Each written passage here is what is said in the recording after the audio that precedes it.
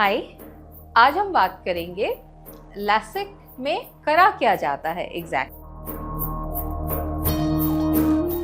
Refractive surgery जो है उसमें आपकी आंख में करा क्या जाता है, सिंपल लैंग्वेज में मैं समझाऊंगी जिससे कि आप अच्छी तरह से समझ पाएं।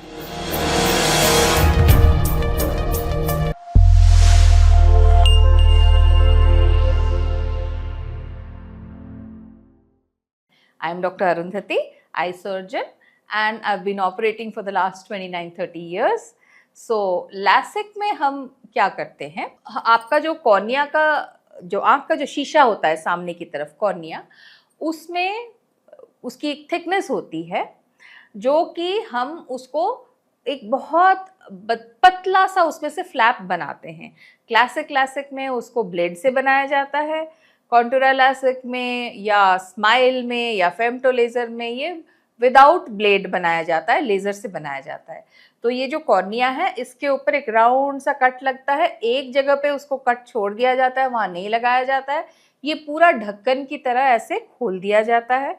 इसका जो बेड है उसके नीचे जो जगह रह जाती है उसके ऊपर लेज़र से स्कल्पटिंग होती है, उसको पतला किया जाता है। कितना पतला होगा ये सॉफ्टवेयर में ऑलरेडी फीडेड होता है, आपके चश्मे के नंबर के हिसाब से स्पेसिफिकली डिज़ाइन आपकी आँख के लिए जो एक सॉफ्टवेयर होता है वो एक प्रोग्राम बनाता है, उतना ही हटाया जाता है जितना आपका चश्मे का नंबर हो। और ये जब हटाया जाता है उसके बाद उस बेड को इरिगेट करके वॉश करके ये जो हमने ढक्कन सा फ्लैप निकाला हुआ होता है इसको वापस से हम आँख पे चिपका देते हैं। इसमें कोई टांके नहीं लगते हैं, ये अपने आप कैपिलरी एक्शन से चिपक जाता है। और ये जो कॉर्निया की थिनिंग होती है, कॉर्निया के कुछ लेयर्स हमने हटाए और ये वापस ढक्कन लगा दिया, वो थिनिंग ही आपका चश्मे का नंबर हटा देता है। तो ये बेसिक प्रोसीजर है।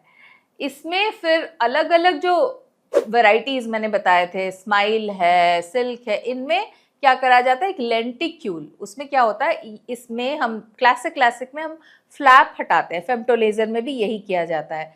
स्माइल एंड सिल्क में क्या किया जाता है कि ये फ्लैप नहीं हटाया जाता है, ये एज इज होता है। लेज़र से आँख पतली सी एक लेयर, एक डिस्क बनाई जाती है with in the substance of the cornea, और एक छोटा सा इंसिजन साइड में लगा के उस लेयर को निकाल दिया जाता है। तो आइडिया वही है कॉर्निया को थिन करने का, लेकिन ये फ्लैप नहीं बनता है, तो ऊपर का सारा चीज इंटैक्ट रहता है, वहां पे कहीं पे कोई एक्सेप्ट फॉर दैट लिटिल निक जिसके थ्रू आपका वो डिस्क को हम निकाल देते हैं सर्जिकली। उसके अलावा बाकी सारी कॉर्निया जो है वो कंप्लीटली इंटैक्ट रहती है।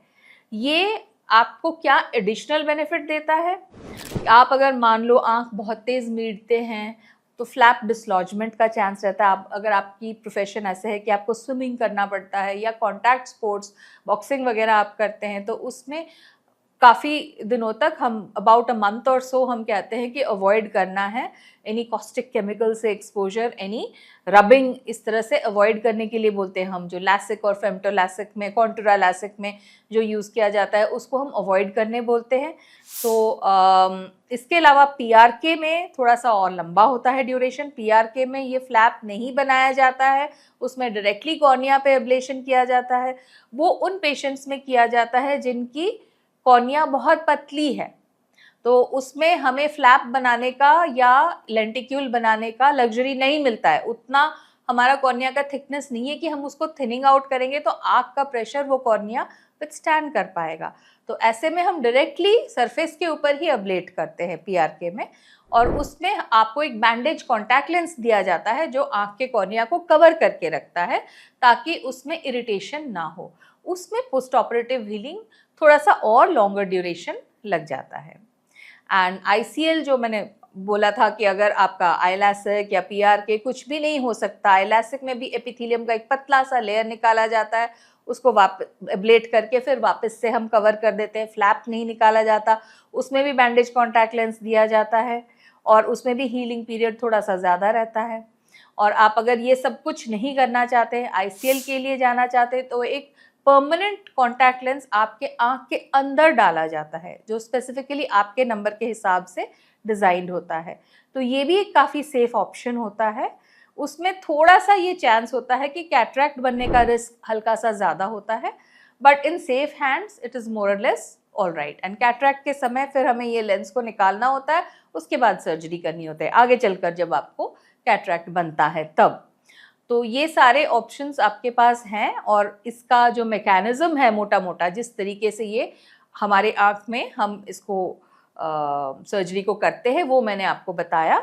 इसके रिगार्डिंग आपको अगर डिटेल्ड एनालिसिस चाहिए तो आप आइए, अपने डॉक्टर से मिलिए, हमारे से कंसल्टेशन करना चाहते हैं तो please contact us, schedule an appointment with us and we will examine your eye and let you know what exactly is the best fit for you and what you should be doing for yourself. Thank you.